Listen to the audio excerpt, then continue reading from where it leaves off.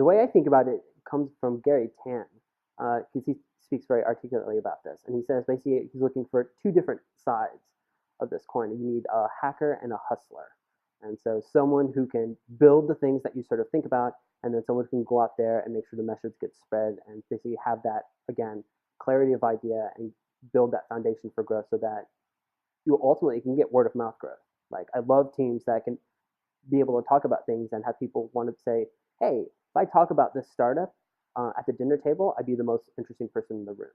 And that gives you sort of a good indication like, oh, okay, this has potential for fast growth because people want to talk about it.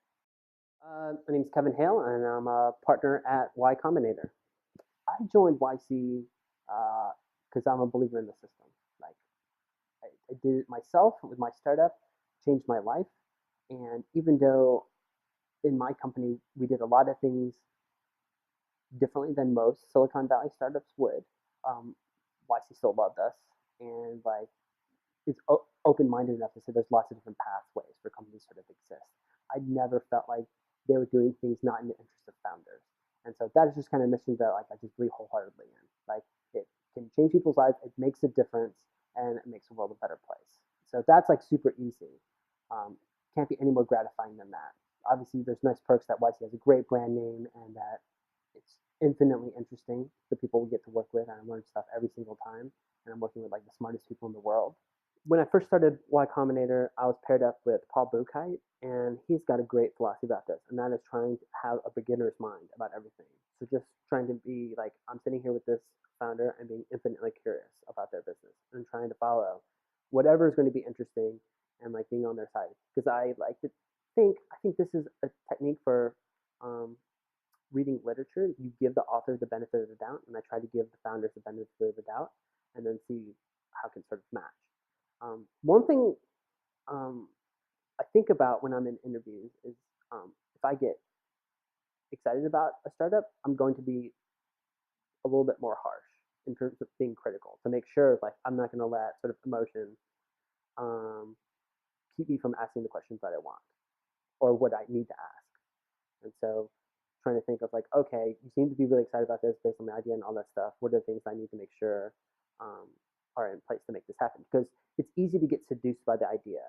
right? And what you start doing is like saying like, okay, if it was me doing this, this is all the stuff I was doing. And what you have to start thinking is like, this is the team that's doing it.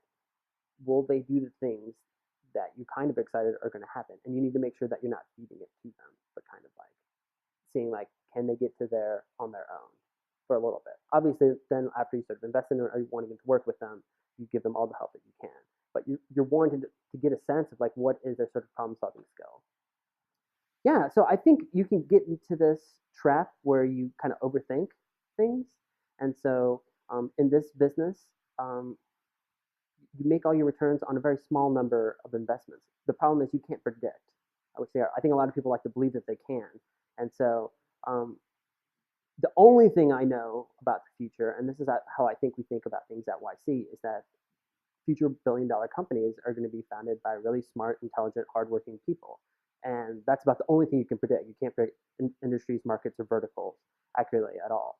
The thing is, you sometimes don't know which ones are going to sort of make it on top or not, depending on the implementation or the market, what have you. So you try to invest in mass or in bulk. And so getting obsessed about making sure every single investment is going to make good returns will give you a headache, give the founders a headache, and waste a lot of time. So there's like actually three different parts of growth that we work with companies at YC. And so first one, like I said, clarity of idea, like getting that really down, the pitch, the way they talk about stuff, how they communicate with users. The next part is going to be like focus on the right things. And that means like really knowing their numbers. So founders who come to you and I ask them, so how are you doing? And they say like, oh, we have this many users, like some static number, right? I'd let them know very quickly, like, I'm not interested in any static number. I'm trying to figure out, like, where are you going to be in the future? And so you need to give me some different kind of reference. And that's going to usually be percentage growth. So it's like, all right, wherever you're starting, where are you going to be next week? Where are you going to be next month? We've talked about this a little bit, I think, in PG's essays about how we're looking between 7 to 10% weekly growth. I honestly push every founder that I work with is like, how do you get to 20% weekly growth? Because like it's totally possible, especially in early stages of a company. And then obviously like as you move on from your small numbers, it gets harder and harder. But then being determined to focus on the exact right things becomes far more important at that step. It's like, okay, is the thing I'm working on right now, this redesign, building this feature, talking to this person, having this meeting, is that going to move my needle up? You get 10 to 20% growth. And so, the startups that do really well, the ones who say recognize very quickly, like, no, all these aren't, but this one thing or these two things are, and that's what I'm going to focus all my attention on. But yeah, so with like all these things that I think doesn't really recommend for startups like we did, and we did really well. And I think the reason we were able to be successful, I know this, is because we were incredibly disciplined. I think this is the thing we didn't realize, and that now that I've seen tons and tons of startups, that I realized what made us very special. Right? If you're not going to be in Silicon Valley, you have to be very disciplined in terms of making sure, like, oh, you're focused on the right metrics, and that you're inspired on working in your startup in a certain way that we take for granted out here. Seeing a bunch of other startups, seeing other people just get it, getting inspired by other people doing really well. We felt like we could hold our own. We were fanatical about making sure we weren't distracted. And that means like to the point where we only had a company meeting once a week on Fridays. And we said, like, if you are working on something and you have a conversation that lasts more than 15, 20 minutes, you'd immediately stop and work on the next item on your to-do list. And we kept our team size really small, and we focused on like profit sharing instead.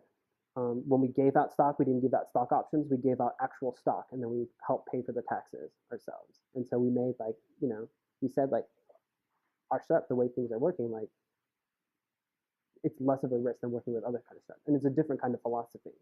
I think like if you get stressed over every single investment that you make, then maybe this is not for you. That would be the best that I could possibly offer for you. Like if you agonize over every investment, then like it's probably not very good. Like every investment should just feel like, all right, that's like, I'm excited. You should be energized by it. And so that should let you know really quickly whether you should or shouldn't. Maybe that first one might be tricky, but I don't know. Like if you were an entrepreneur yourself, then you know the feeling that you had when you got your first investment, right? So like think to yourself, like, do I want to do that for other people or not?